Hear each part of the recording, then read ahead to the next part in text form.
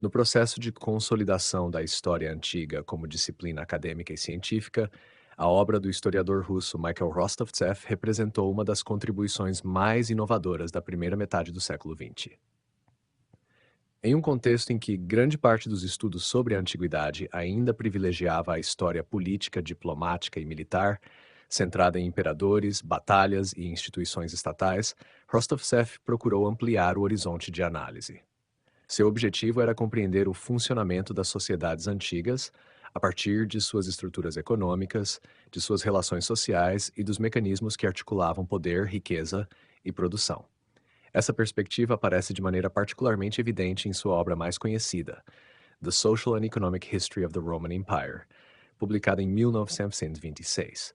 Nela, o Império Romano não é apresentado apenas como uma sucessão de governos ou de acontecimentos políticos, mas como uma complexa organização social sustentada por redes comerciais, produção agrícola, arrecadação fiscal, circulação monetária e relações entre diferentes grupos sociais.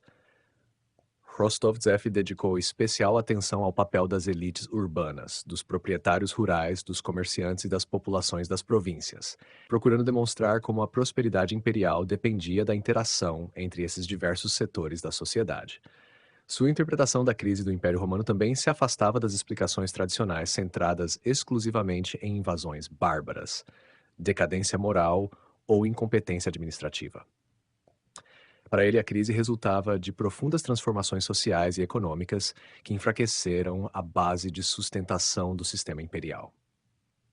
O crescimento da intervenção estatal, o aumento da pressão fiscal, o declínio da autonomia das cidades e os conflitos entre diferentes grupos sociais teriam contribuído para a erosão gradual da vitalidade econômica que caracterizara os períodos de maior prosperidade do império.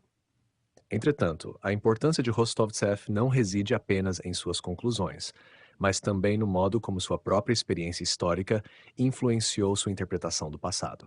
Nascido no Império Russo e testemunha direta das turbulências que marcaram o início do século XX, ele viveu os efeitos da Revolução Russa de 1917, da Guerra Civil e do colapso da ordem social tradicional, a qual estava ligado como intelectual e membro das elites educadas do antigo regime. Após deixar a Rússia e estabelecer-se no Ocidente, passou a interpretar muitos fenômenos da antiguidade à luz dessas experiências traumáticas. Diversos historiadores posteriores observaram que sua visão da decadência romana refletia, em certa medida, as preocupações de um intelectual que havia presenciado a destruição de uma ordem social considerada estável e civilizada. Em sua narrativa, a crise do Império Romano frequentemente assume a forma de um conflito entre uma elite urbana culta e forças sociais que ameaçariam a continuidade da civilização. Essa leitura levou alguns estudiosos a sugerir que Rostovtsev projetou sobre o passado romano aspectos de sua própria vivência diante da Revolução Russa e da ascensão dos movimentos de massa no século XX. Tal constatação tornou-se particularmente importante para a historiografia posterior, pois evidenciou que os historiadores não são observadores neutros e completamente desvinculados de seu tempo. A obra de Rostovtsev passou a ser estudada não apenas como uma interpretação da Roma antiga, mas também como um exemplo de como as experiências políticas, sociais e culturais do presente influenciam a formulação das perguntas dirigidas ao passado. Nesse sentido, seu trabalho permanece fundamental tanto pela inovação metodológica que introduziu nos estudos da antiguidade, quanto pelo debate que suscitou sobre a relação entre história, memória e contexto histórico do próprio historiador. A trajetória intelectual de Rostovtsev ilustra um movimento mais amplo da historiografia do século XX. A passagem de uma história centrada nos acontecimentos políticos para uma investigação cada vez mais atenta às estruturas econômicas, às dinâmicas sociais e às múltiplas formas pelas quais os homens organizam suas sociedades. Mesmo que muitas de suas interpretações tenham sido revistas ou criticadas, sua obra continua sendo um marco fundamental na transformação da história antiga em um campo de pesquisa preocupado em compreender a complexidade da vida social e econômica das civilizações do passado.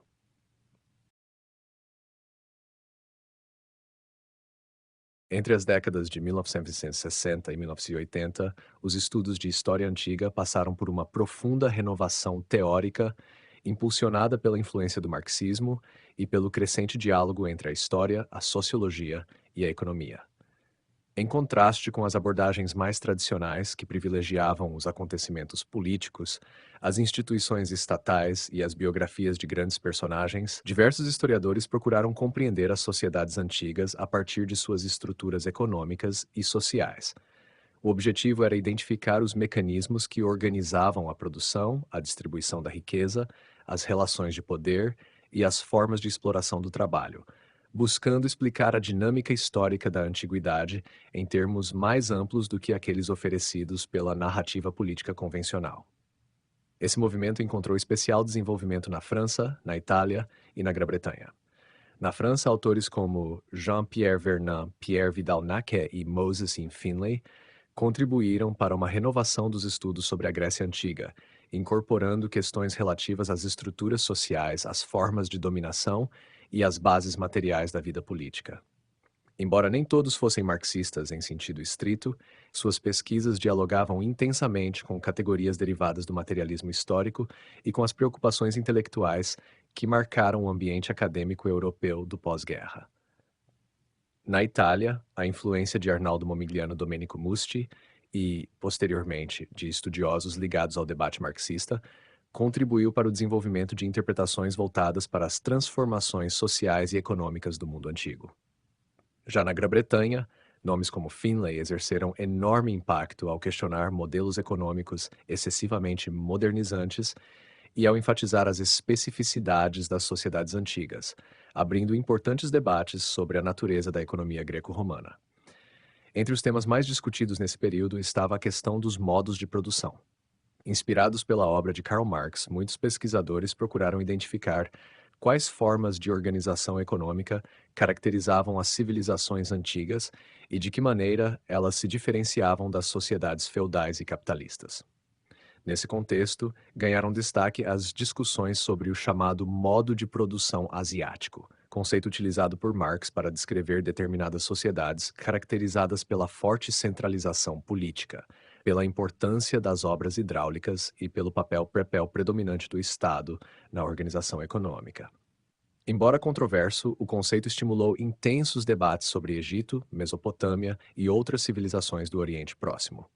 Outro tema central foi o escravismo antigo. Historiadores passaram a investigar não apenas a existência da escravidão, mas o papel estrutural que ela desempenhava nas economias da Grécia e de Roma. A escravidão deixou de ser vista como uma simples instituição jurídica e passou a ser analisada como elemento fundamental da organização produtiva, das relações de poder e da formação das elites. Buscava-se compreender como o trabalho escravo sustentava a riqueza das classes dominantes e quais eram os limites e contradições desse sistema econômico. As relações de classe também se tornaram objeto de atenção crescente. Embora muitos historiadores reconhecessem que as categorias sociais da antiguidade não correspondiam exatamente às classes modernas, procurava-se identificar conflitos entre grupos sociais com interesses econômicos distintos. Estudos sobre proprietários rurais, camponeses, escravos, artesãos, comerciantes e elites urbanas passaram a investigar como esses grupos interagiam, cooperavam ou entravam em conflito dentro das estruturas políticas das cidades gregas e do Império Romano. Ao mesmo tempo, a influência do marxismo levou muitos pesquisadores a refletir sobre os processos de mudança histórica. Questões como a transição do mundo antigo para a sociedade medieval, o declínio do escravismo, a ruralização da economia e a transformação das formas de poder tornaram-se centrais nos debates historiográficos. Em vez de interpretar a queda do Império Romano apenas como consequência de invasões ou crises políticas, esses autores procuravam identificar transformações estruturais de longa duração capazes de explicar as profundas mudanças ocorridas entre a Antiguidade e a Idade Média. Outro aspecto importante dessa corrente foi a tentativa de articular economia, política e ideologia em uma mesma análise. A religião, a filosofia, os sistemas jurídicos e as instituições políticas passaram a ser compreendidos não como esferas isoladas, mas como elementos relacionados às condições materiais de existência e às formas de organização social. Inspirados por diferentes vertentes do pensamento marxista, esses historiadores procuraram mostrar como as ideias Crenças e práticas culturais estavam inseridas em contextos históricos concretos e frequentemente vinculadas às estruturas de poder existentes. A partir da década de 1980, muitas dessas interpretações começaram a ser revistas em razão da ascensão de novas abordagens, como a história cultural, a antropologia histórica e os estudos sobre identidade, gênero e representações simbólicas. Ainda assim, o legado da historiografia marxista permaneceu profundo. A Ela contribuiu decisivamente para deslocar o interesse dos historiadores da antiguidade para problemas relacionados à economia, à organização social, ao trabalho e às desigualdades, ampliando significativamente os horizontes de pesquisa e consolidando a ideia de que a compreensão das sociedades antigas exige a análise integrada das estruturas econômicas, das relações sociais e das formas de poder que moldaram o mundo mediterrâneo e o Oriente Próximo ao longo da antiguidade.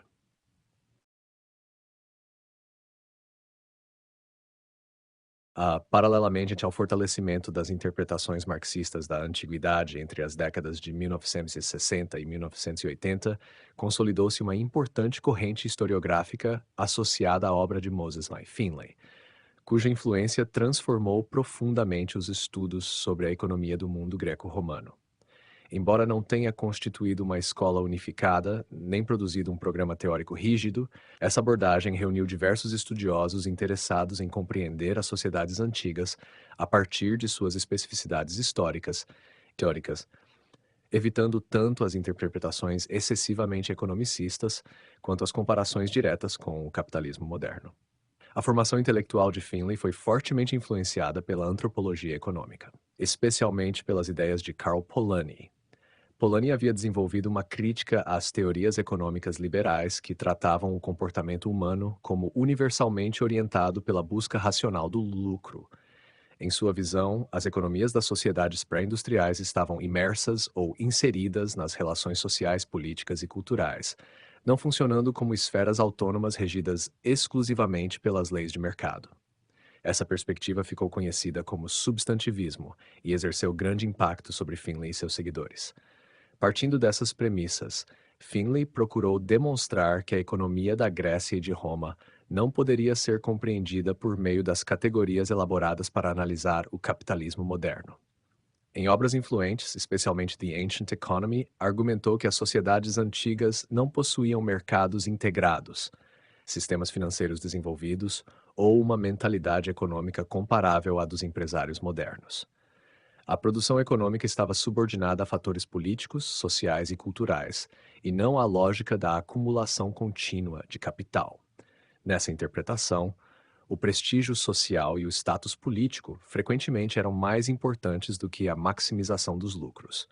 As elites romanas e gregas, por exemplo, investiam prioritariamente na propriedade da terra, considerada a principal fonte de honra e poder.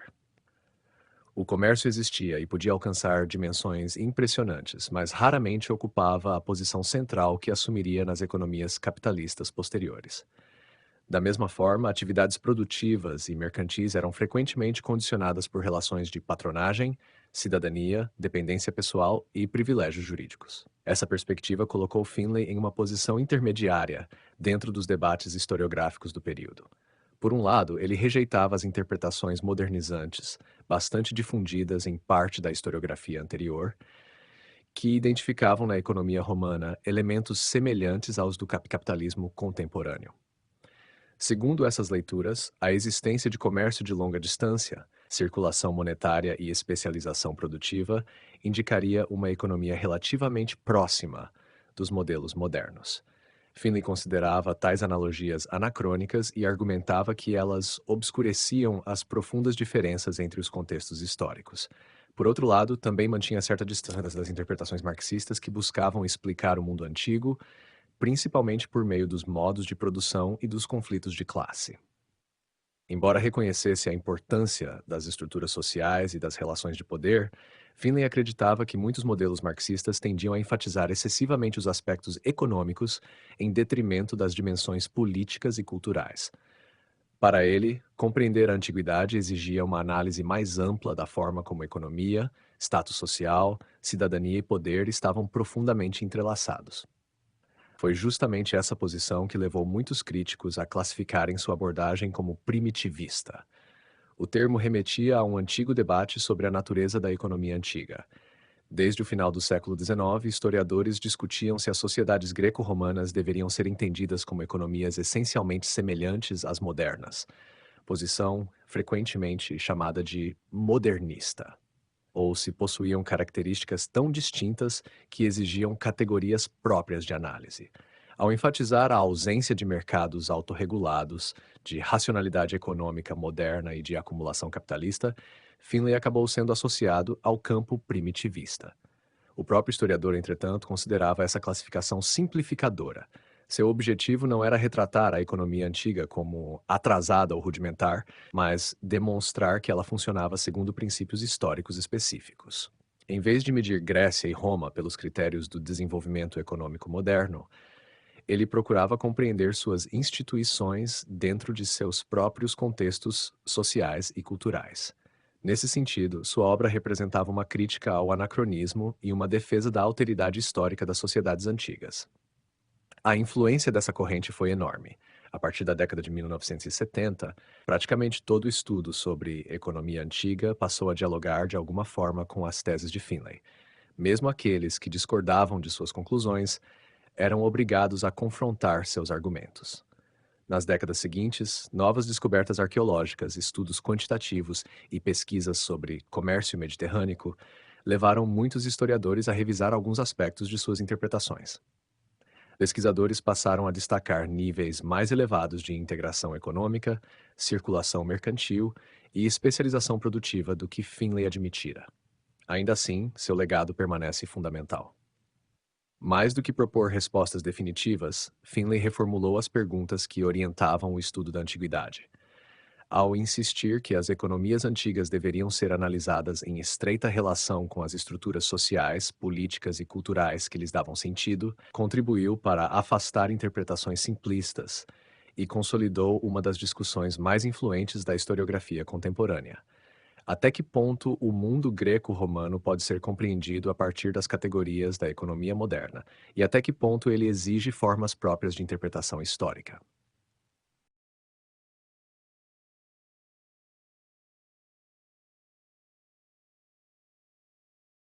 Entre as décadas de 1960 e 1980, os estudos sobre a Grécia Antiga conheceram uma profunda renovação intelectual por meio de uma corrente historiográfica que ficaria conhecida como Escola de Paris. Associada principalmente aos trabalhos de Jean-Pierre Vernant, mas também de autores como Pierre Vidal-Naquet, Marcel Detienne e Nicole Laurent, essa abordagem procurou compreender a civilização grega por meio de suas estruturas mentais, de seus sistemas simbólicos e das formas pelas quais os próprios gregos organizavam e interpretavam sua experiência do mundo. O surgimento dessa corrente esteve ligado a um contexto intelectual mais amplo da França do pós-guerra. Nesse período, as ciências humanas foram profundamente influenciadas pelo estruturalismo de Claude Lévi-Strauss, pelas contribuições da antropologia social e pela tradição sociológica inaugurada por Émile Durkheim e continuada por Marcel Mauss.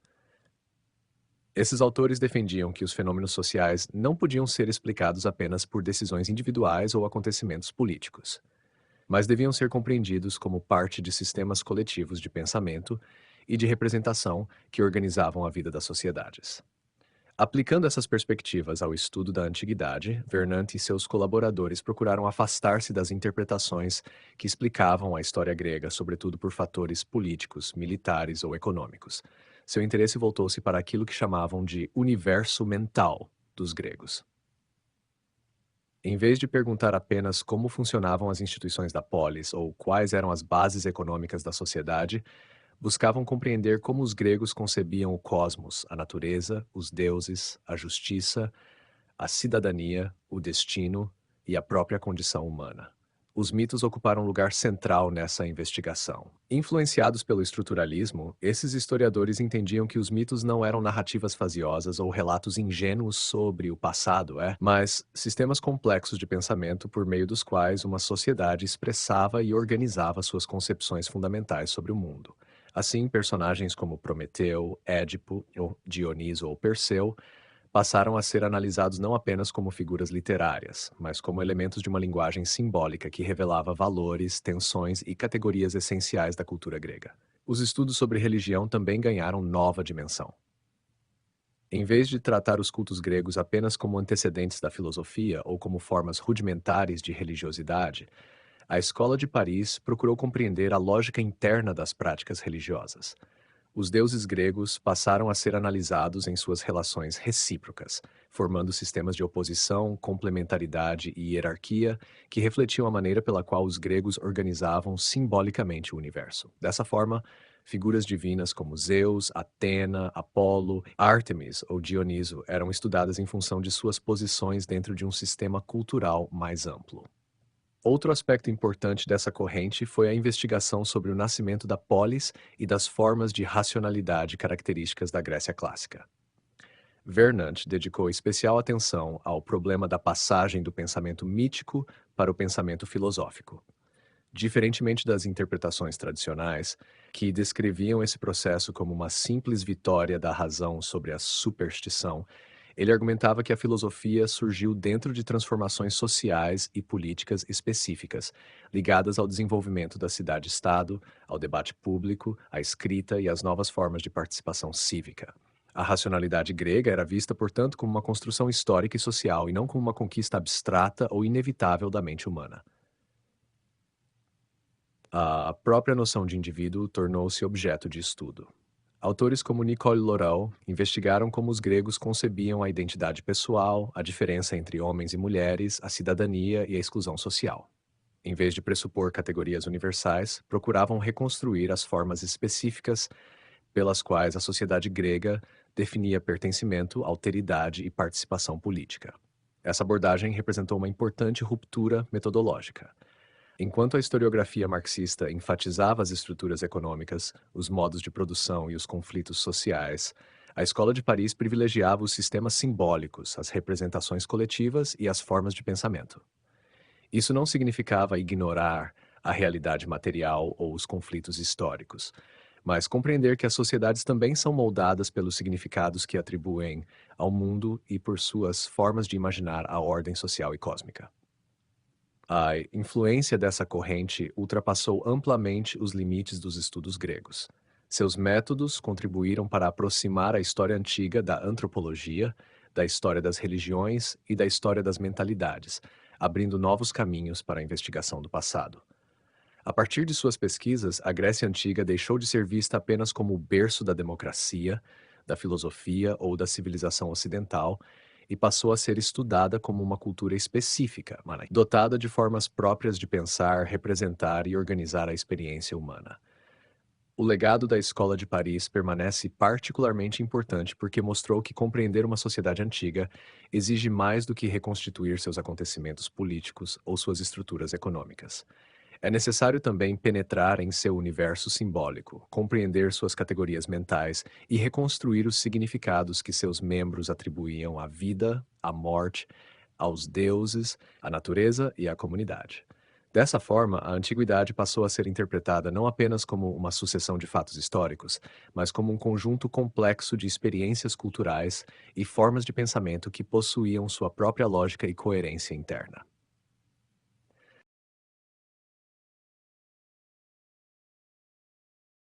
A partir das décadas de 1970 e 1980, os estudos sobre a antiguidade passaram por uma nova transformação intelectual, impulsionada por mudanças mais amplas que afetavam as ciências humanas e a própria compreensão do passado. O processo de descolonização ocorrido após a Segunda Guerra Mundial, a crítica ao imperialismo europeu, a emergência dos estudos pós-coloniais e o crescente interesse pelas questões de identidade cultural levaram muitos historiadores a reexaminar as formas tradicionais de narrar a história do mundo antigo. Nesse contexto, ganhou força uma crítica às interpretações eurocêntricas, que durante muito tempo haviam apresentado Grécia e Roma como civilizações isoladas, autônomas e naturalmente superiores, destinadas a constituir as raízes exclusivas da chamada civilização ocidental.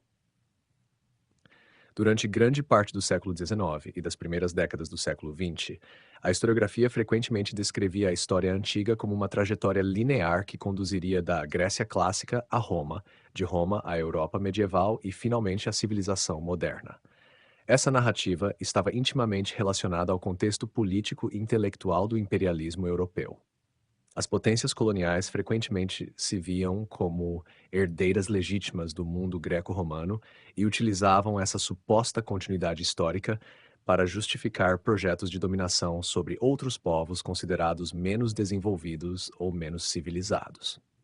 A crítica a essa perspectiva levou os historiadores a questionarem não apenas as interpretações do passado, mas também as condições em que essas interpretações haviam sido produzidas. Inspirados por autores como Edward Said, cuja obra sobre o orientalismo demonstrou como o Oriente havia sido frequentemente representado pelo Ocidente como um espaço exótico, inferior e passivo, muitos especialistas passaram a investigar de que maneira a própria antiguidade havia sido incorporada aos discursos imperiais modernos. A pergunta já não era apenas o que foi a Grécia ou Roma, mas também como essas sociedades foram utilizadas para construir identidades nacionais, legitimar impérios e sustentar narrativas de superioridade cultural. Essa mudança de perspectiva favoreceu uma reavaliação profunda das relações entre o mundo grego, o Oriente Próximo e a África. Em vez de considerar a Grécia como uma criação exclusivamente europeia, diversos pesquisadores passaram a enfatizar os intensos contatos que os gregos mantiveram com egípcios, fenícios, lídios, persas e outros povos do Mediterrâneo Oriental. O desenvolvimento do alfabeto grego, por exemplo, passou a ser analisado em conexão com a escrita fenícia. Certos aspectos da religião, da arte e da cosmologia gregas foram estudados à luz de influências orientais, e o próprio surgimento das cidades gregas passou a ser inserido em redes mais amplas de intercâmbio comercial e cultural. Autores como Martin Bernal provocaram intensos debates ao argumentar que a historiografia europeia moderna havia minimizado deliberadamente as contribuições egípcias e semíticas para a formação da cultura grega.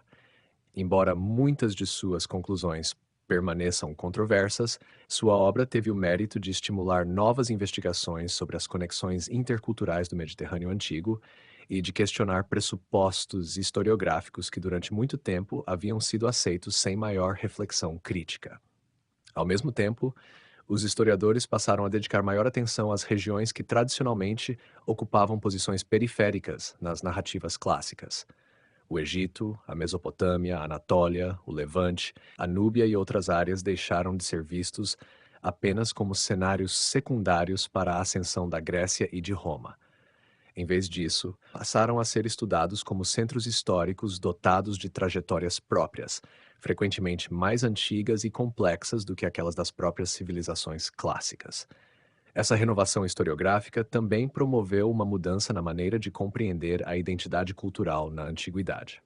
Influenciados por debates contemporâneos sobre etnicidade e construção social das identidades, os pesquisadores passaram a questionar categorias rígidas como grego, romano, bárbaro, oriental ou ocidental. Estudos mostraram que essas identidades eram frequentemente fluidas, negociadas e dependentes dos contextos históricos. Em vez de blocos culturais homogêneos, o Mediterrâneo Antigo passou a ser visto como um espaço de constante circulação de pessoas, né? Mercadorias, ideias e práticas religiosas. Essa perspectiva contribuiu para o desenvolvimento de abordagens que enfatizavam a conectividade entre diferentes regiões. A história da antiguidade passou a ser interpretada cada vez mais como resultado de processos de interação e intercâmbio, e não como a trajetória isolada de civilizações individuais. O foco deslocou-se das fronteiras para as redes de contato, dos centros para as zonas de interação, das identidades fixas para os processos de construção cultural.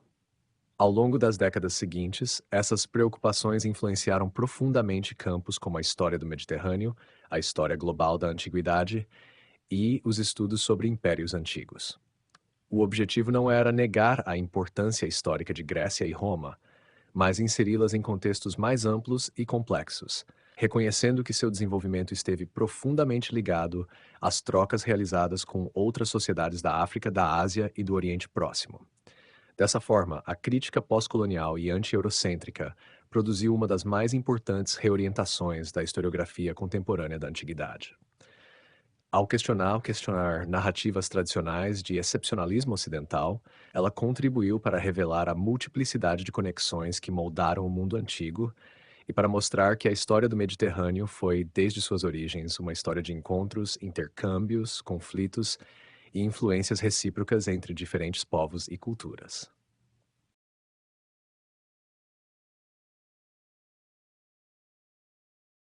Desde a década de 1980, os estudos de história antiga passaram por uma significativa reorientação teórica em sintonia com transformações mais amplas ocorridas nas ciências humanas. Esse movimento, frequentemente denominado cultural turn ou virada cultural, representou uma mudança importante nas perguntas formuladas pelos historiadores e nos objetos considerados relevantes para a pesquisa histórica. Sem abandonar completamente as análises econômicas e sociais que haviam marcado as décadas anteriores, muitos estudiosos passaram a dedicar atenção crescente aos processos de construção cultural, às formas de representação simbólica, às identidades coletivas e aos mecanismos pelos quais as sociedades atribuem significado ao mundo que as cerca. Essa mudança ocorreu em um contexto intelectual marcado pela influência da antropologia cultural, dos estudos culturais, do pós-estruturalismo e das discussões sobre multiculturalismo, que ganharam força sobretudo na Europa e nos Estados Unidos. Autores como Clifford Geertz enfatizavam a importância dos sistemas de significados e das interpretações culturais na compreensão das sociedades humanas. Ao mesmo tempo, pensadores como Michel Foucault chamavam atenção para a relação entre discurso, conhecimento e poder, demonstrando como categorias aparentemente naturais são, na realidade, construções históricas produzidas em contextos específicos. Essas influências levaram muitos historiadores da antiguidade a questionar explicações que privilegiavam exclusivamente as estruturas econômicas, os modos de produção ou os conflitos de classe. Embora esses elementos continuassem importantes, passou-se a reconhecer que as sociedades antigas também eram moldadas por sistemas de símbolos, representações coletivas e categorias culturais que influenciavam profundamente a forma como os indivíduos compreendiam a si mesmos e aos outros. A pergunta central deixou de ser apenas como funcionavam as estruturas sociais e econômicas, passando a incluir também como os antigos definiam pertencimento, diferença, cidadania, gênero, religião e identidade. Um dos temas que mais se beneficiou dessa renovação foi o estudo da etnicidade.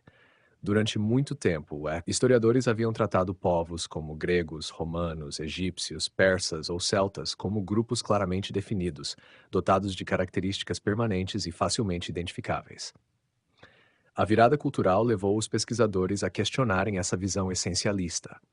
Em vez de considerar as identidades étnicas como realidades fixas e imutáveis, passou-se a investigá-las como construções históricas continuamente negociadas e redefinidas em diferentes contextos políticos e sociais. Nesse campo, os trabalhos de Jonathan Hall exerceram influência considerável. Estudando particularmente o mundo grego arcaico e clássico, Hall argumentou que a identidade grega não deve ser entendida como uma característica natural ou biológica compartilhada por todos os helenos. Ao contrário, ela foi sendo construída historicamente por meio de narrativas de ancestralidade comum, tradições compartilhadas, práticas religiosas, mitos de origem e experiências políticas coletivas. Em suas análises, a etnicidade aparece como um processo social e cultural, e não como uma realidade objetiva ou permanente. Essa abordagem permitiu compreender melhor como os gregos definiam a si mesmos em relação a outros povos. A oposição entre gregos e bárbaros, por exemplo, passou a ser interpretada não apenas como uma distinção linguística ou geográfica, mas como uma categoria cultural que ajudava a construir sentimentos de pertencimento coletivo. Os estudos mostraram que tais fronteiras identitárias eram frequentemente flexíveis, variando conforme as circunstâncias políticas, militares e culturais. A virada cultural também estimulou novas pesquisas sobre gênero e relações sociais. Historiadores passaram a investigar como homens e mulheres eram representados nas fontes antigas, quais papéis sociais lhes eram atribuídos e como essas categorias eram produzidas e legitimadas culturalmente. A influência de estudiosos como Nicole Leroux contribuiu para demonstrar que a cidadania, a participação política e a própria definição da comunidade cívica estavam profundamente relacionadas às formas pelas quais as sociedades antigas concebiam as diferenças entre os sexos. Outro campo que se expandiu consideravelmente foi o estudo da alteridade. Em vez de analisar apenas as instituições ou os acontecimentos históricos, muitos pesquisadores passaram a investigar como os antigos representavam povos estrangeiros, escravos, mulheres, inimigos ou grupos marginalizados. Essas representações passaram a ser entendidas como elementos centrais para a construção das identidades coletivas. Definir quem era o outro frequentemente é uma maneira de definir quem se era. As discussões sobre multiculturalismo, que marcaram o final do século XX, também influenciaram a forma de interpretar o mundo antigo. Em vez de enxergar o Mediterrâneo como um conjunto de civilizações isoladas e homogêneas, os historiadores passaram a enfatizar os contatos interculturais, as zonas de fronteira, as migrações, as trocas comerciais e os processos de hibridização cultural. As identidades passaram a ser vistas como fenômenos dinâmicos, frequentemente produzidos em contextos de interação entre diferentes povos. Essa renovação metodológica não eliminou as abordagens econômicas ou sociais que haviam predominado nas décadas anteriores. Pelo contrário, muitos historiadores procuraram integrar as contribuições da história cultural às análises estruturais já existentes. Contudo, a virada cultural ampliou significativamente o campo de investigação da história antiga, introduzindo novas perguntas e novas fontes de pesquisa. Seu legado permanece visível até hoje. Graças a essa transformação, os historiadores passaram a compreender que as sociedades antigas não podem ser explicadas apenas por suas instituições políticas ou por suas estruturas econômicas. Elas também precisam ser estudadas por meio das formas como seus membros imaginavam a comunidade, construíam identidades coletivas, definiam diferenças culturais e atribuíam significado ao mundo social em que viviam. A antiguidade deixou de ser apenas um campo de estudo sobre estados, guerras e economias, para tornar-se igualmente um laboratório privilegiado para compreender os processos históricos de construção da cultura, da identidade e da alteridade.